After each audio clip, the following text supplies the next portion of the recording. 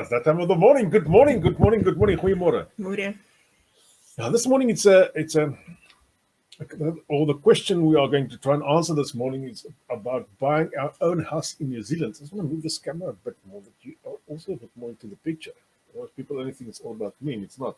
It's always all about you. So, all right. The question we had is, how did we go about to buy our own house in New Zealand? And I think this is quite a valid question if you look at our circumstances, and that's very much the circumstances of a lot of other South Africans here as well. And this is now our own experience. This Other is our people own may have experience. Other people experienced may have different things. other better, worse experiences. I don't know. But I know a lot of South Africans is very much like me. Once they get their own residence or once they get residence, they decide to do their own business thing. And this is normally where all problems come in. When you want to buy a house. When you want to buy a house, yes. And it's not about the amount of money you are earning. It's all about the fact that you got your own business. We started off on doing the thing what we thought was the right way around, and we phoned and spoke to two mortgage brokers. I myself am a mortgage broker. I'm certified for that, but I don't do that. So we spoke to two other mortgage brokers. Some of them advertise on internet as well a lot. And we spoke to them and explained to them our situation, and both of them said, wait for 2 years. There's no ways that you can get a mortgage within before you have got 2 years of financials, which actually would have been 2.5 years into our own business. So yeah, we had a bit of a problem. Maybe you must just start from scratch. At that time, you only had your own business for 1 year. Yeah, I only had my business for 1 year. I had financials for a year, for 1 year only. And they all said, wait until you've got 2 years of financials. And that would have been 2.5 years after I started my business. And that was a bit of a problem for us because we were in a rental. We were paying somebody else's bond off and it didn't gel with us. So we actually decided to pop around and we spoke to the banks. Actually just spoke to our bank. We just went into our bank and made an appointment, struggled a bit with the appointment because of COVID and all the regulations regarding that. Eventually got an appointment, I think within the next day after we've talked to the persons around here. And I'm down in Tauranga, so probably in the bigger cities you'll get an appointment faster. And we went in and they sat down with us. I gave them my 1 year financials. And within 4 hours we had an answer. And the answer was yes.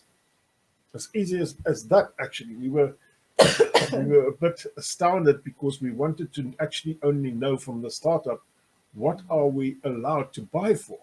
That was quite, and they came back and the figure that I put on the table, they said yes for, and no issues on that. So the only problem was that we were asked to put down 10% more deposit than on the first round, we were asked for a 10% deposit, which we had, which was no problem.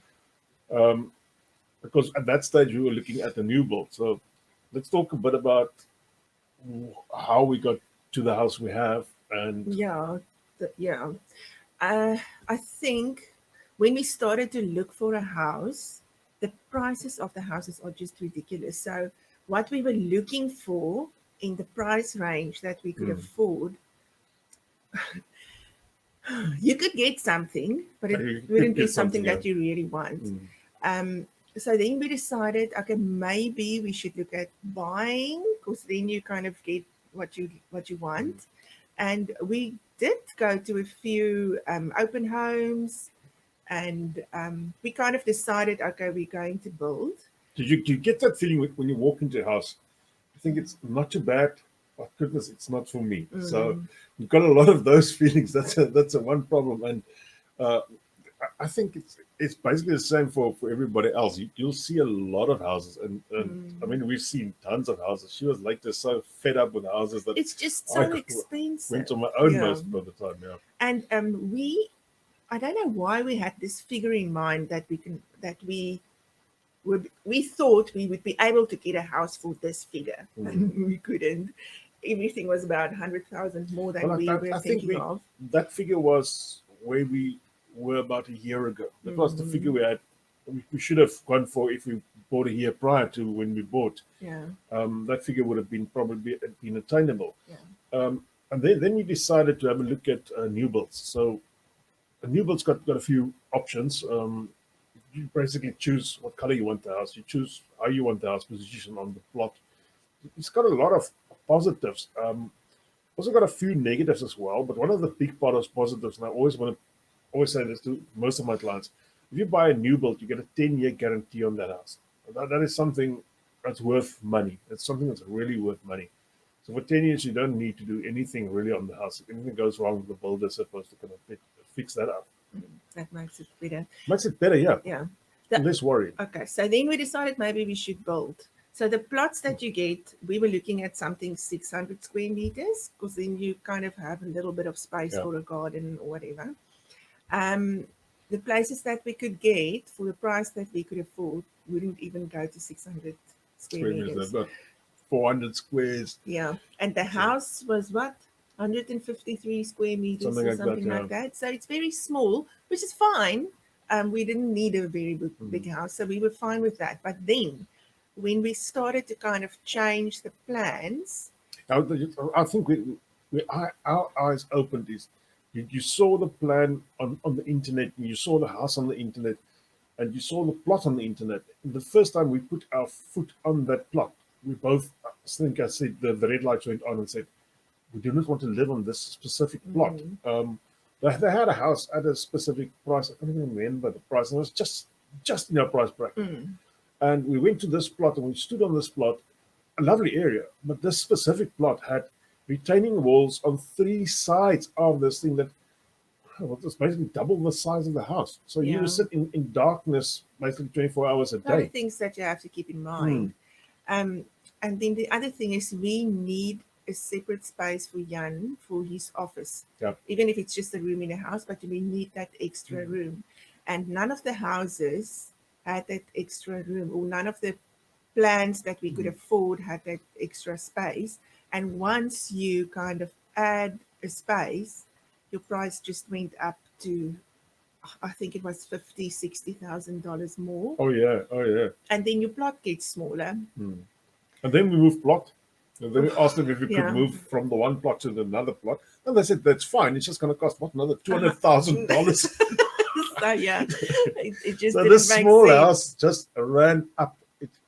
Every time we sat down with the builder, and bless him, he's a lovely guy. He actually facilitated us each time. Every time we sat down with him, it became $50,000 to $60,000 to $100,000 more expensive. And eventually, we've reached the ceiling where I said to her, I doubt if the bank will say yes to this amount. Point one, we can try and we can waste our time. Or point two, we can go back and see what is there in the used house market or second-hand market. What do you call a used house?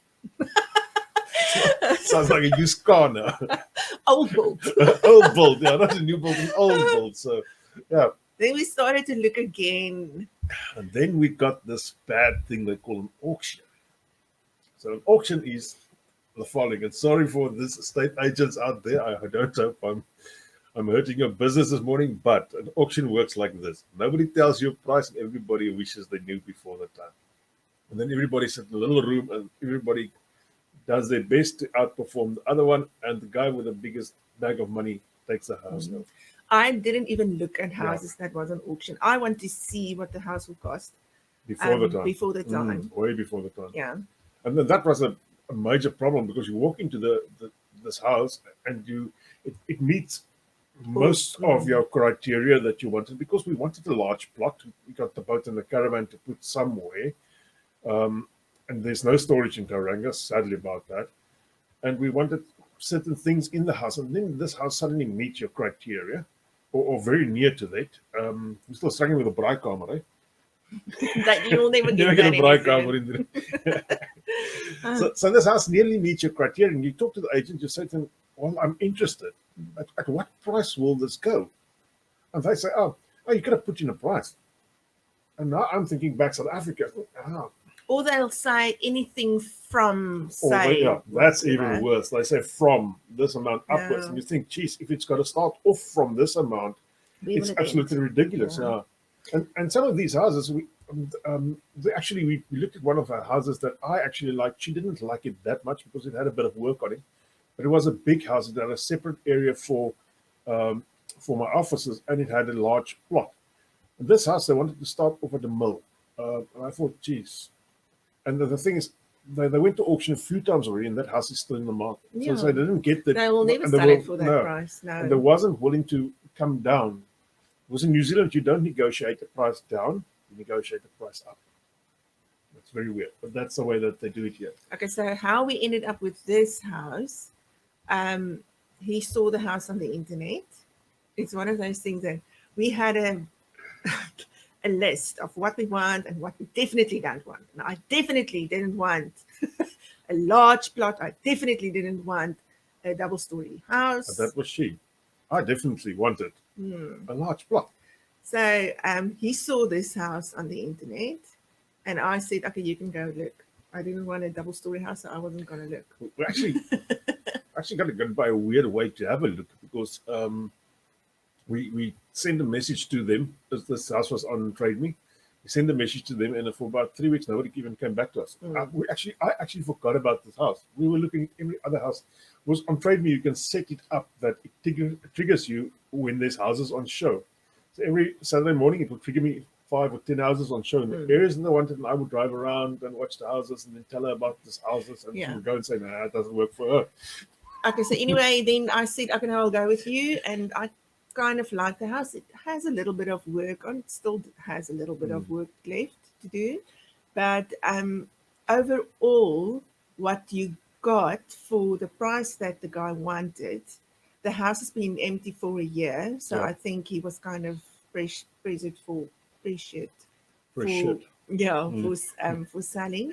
So we got the house in the price range that we could afford, and which was really a bargain for this house. And we actually came with a counter offer which was lower than what he wanted. And it took him 2 days to say yes to that. Yeah.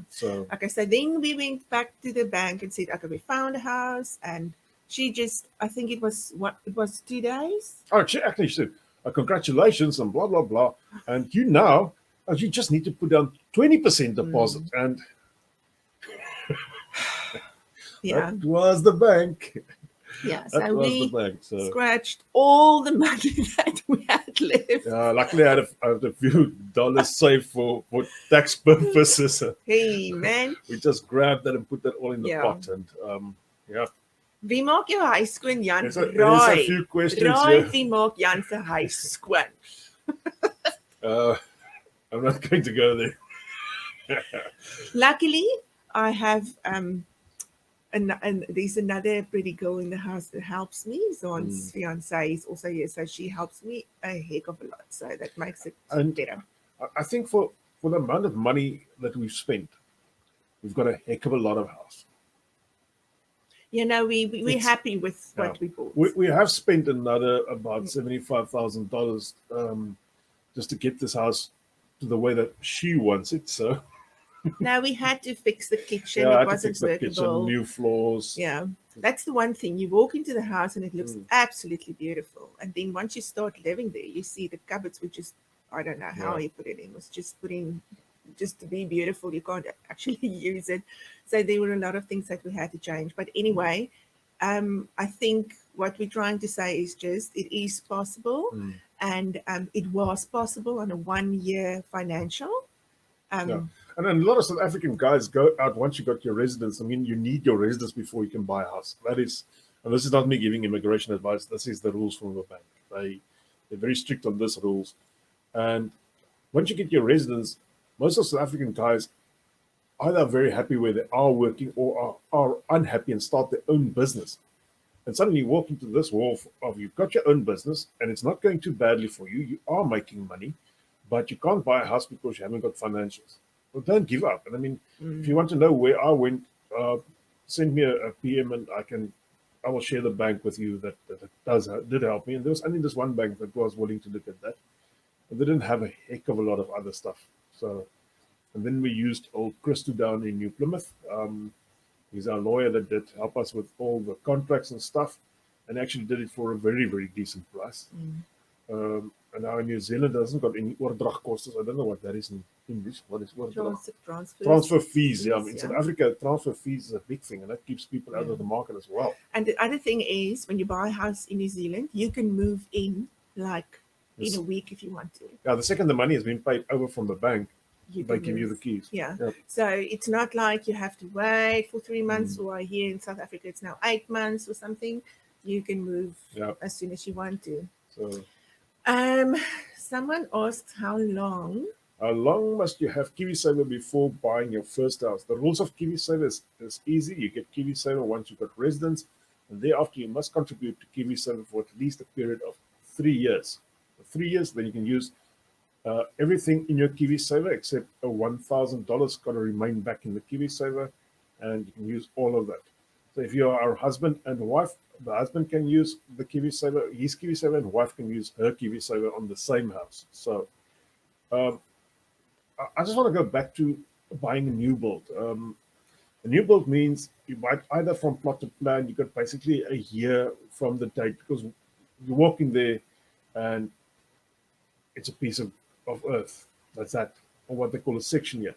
And from there onwards, it takes about a year for them to erect the house, get all the consents from the municipality or the council here, get everything ready for you. So about 8 to 12 months later, you can only move in.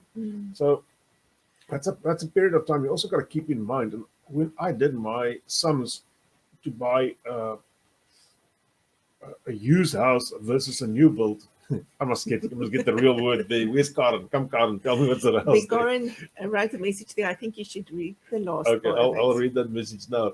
But when we worked out the year period paying a rental at X amount of rental, that was something that we would have given to somebody else. We would have put that down as part of our deposit or on our new house, and that made a bit of a financial difference as well. So, just the last part about the auctions. Karen wrote something on the other side, and I can't display it down this side. With regards to auction, I know it's so hard for the first home buyer in the market. Breaks my heart seeing buyers lose out continuously, especially with all the competition. Just remember, when you want to sell, you probably would go for auction. I fully agree with that. Yeah. I fully agree with that.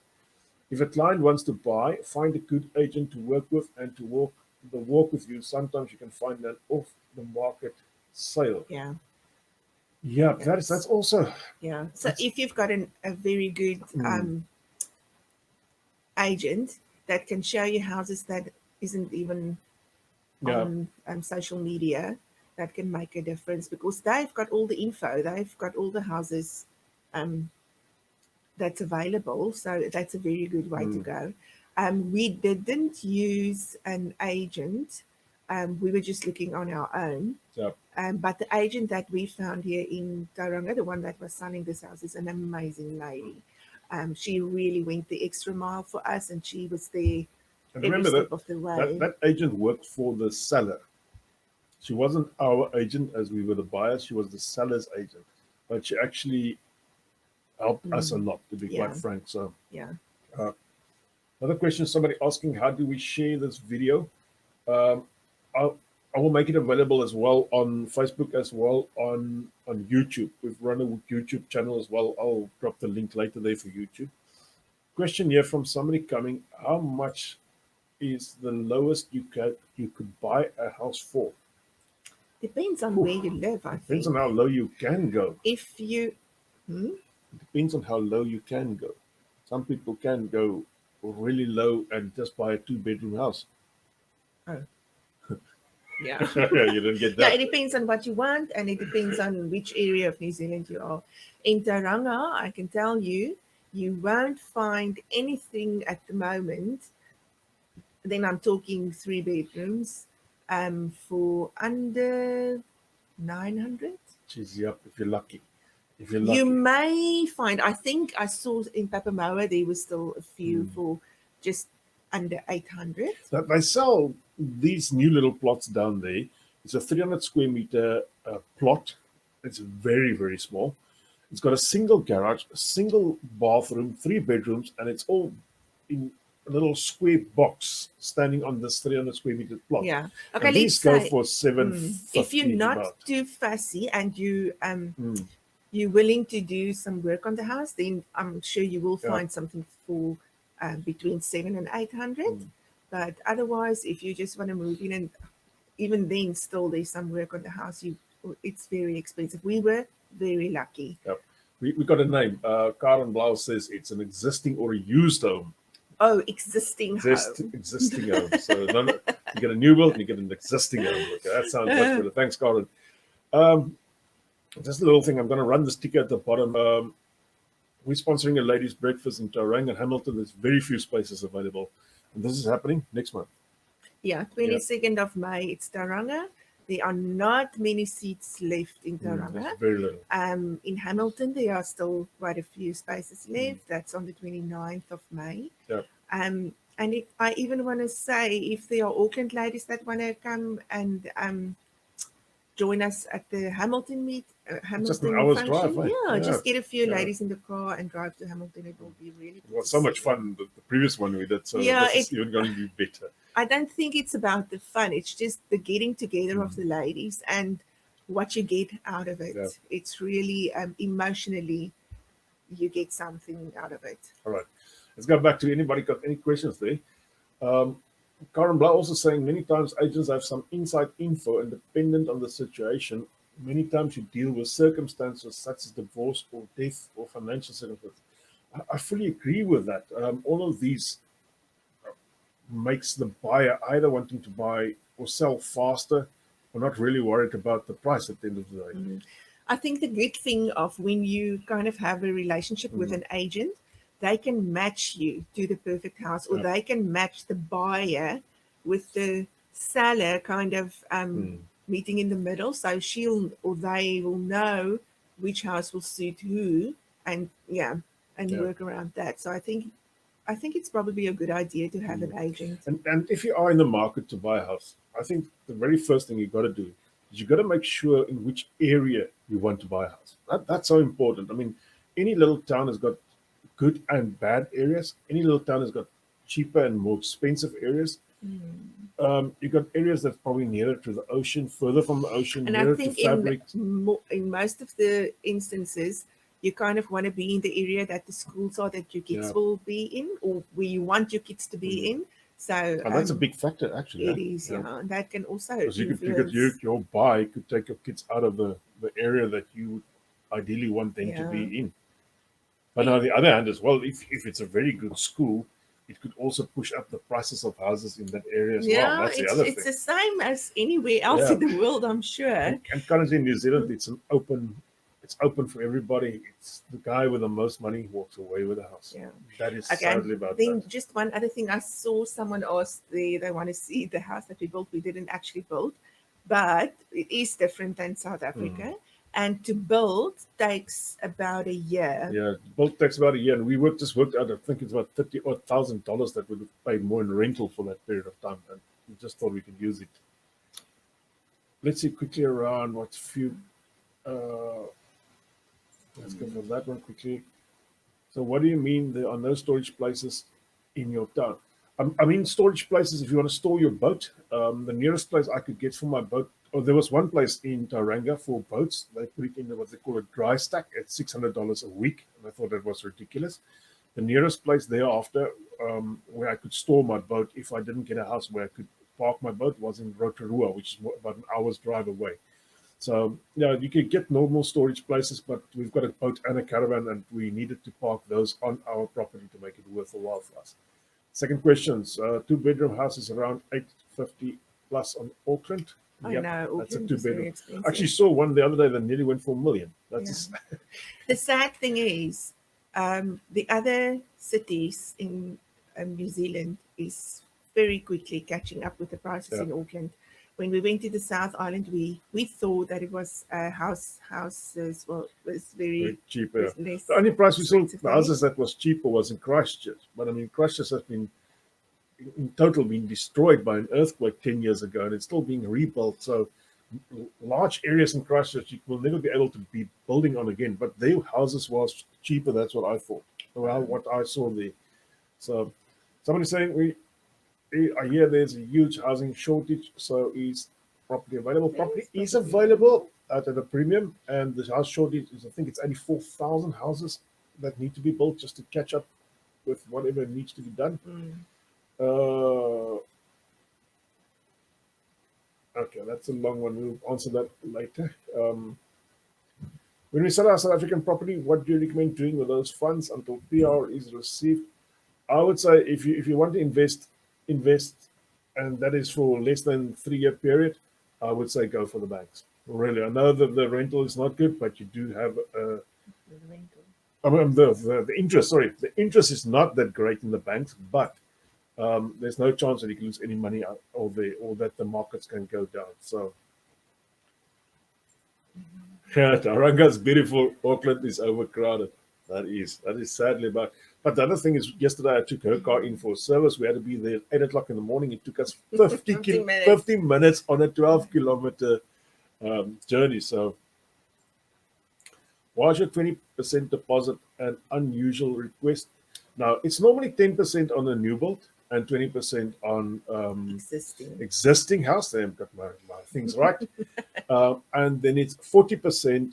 I think it's now 40% on an investor house. If you buy a house as a second or third or fourth house, then you got to pay 40% deposit on that. So keep that in mind. From on the other page, Chazelle Elwood saying, for first-time buyers, the deposit is a big challenge. It really is. It takes so much time to save up that money. And if you're new in New Zealand, you still have to save for your residence. You still have to save for so many things. Then the deposit is just... And I mean, most people just want their own house as soon as possible. So... how much time is... We've got 3 minutes. I just want to dispel one myth here. I know in South Africa it was like this.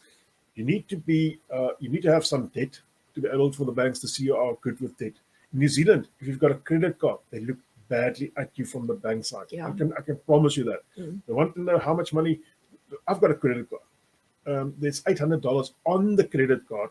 I've never even used that credit card for anything else than putting money in there, because I use it for some of our ads. But it counts against you. It counts against me. Actually, the $500 that I could draw on the credit card, that I've never done that counted against me. That they deducted that off from our income. So everything that you still owe money on, it's deducted from what you can loan. So it's not like in South Africa. So I don't think you need debt, and that's the reason to get a credit card, which is very expensive debt. Don't think that's a good reason. So, first-time home buyers deposit is a massive problem. I've been working with quite a few lenders around this problem as well for a few clients, and we haven't got a real answer there yet. I know there's some people that are willing to, if you've got a 10% deposit, they are willing to borrow you another 10% and so on, but that's expensive money. That's at about 9%, 10%. So just keep that in mind. The banks will only go up to 80. There's some banks or some mortgage places that I have found, and I use that with some of my AIA clients, that are willing to go more than the 80%, but that is far and few in between. So if you want to buy an existing house, keep in mind, get yourself ready for the 20%. And if you want to buy a new build, get yourself ready for the 10%. And it takes time, and it takes a lot of guts to save that amount of money, and it doesn't come easy, but it is possible. It is possible, it is possible. I know of other couple down here who doesn't earn that large amount of money, and they have bought a house now. They think they're 4 years in New Zealand now, and I know they've taken her salary and put that away every month just to save up for this. That is possible. You just got to put your mind to this. So all right, I don't see a lot of other questions there. Are we nearly on our time? Anything else you want to tell the beautiful people out there? No, not really. All right. Guys and girls, that's us. Thanks for listening to us again this morning. We hope we've given you some insight, and we hope we've given you some inspiration to save up for your first house. It is really possible. And to that person who wanted to know how I would have built my first house, I would have built a braaikamer in there. So you wouldn't have been allowed to. I still want to know what the council would have done with a braaikamer. So, all right. Stay good And in South Africa, stay safe. See you. Bye bye.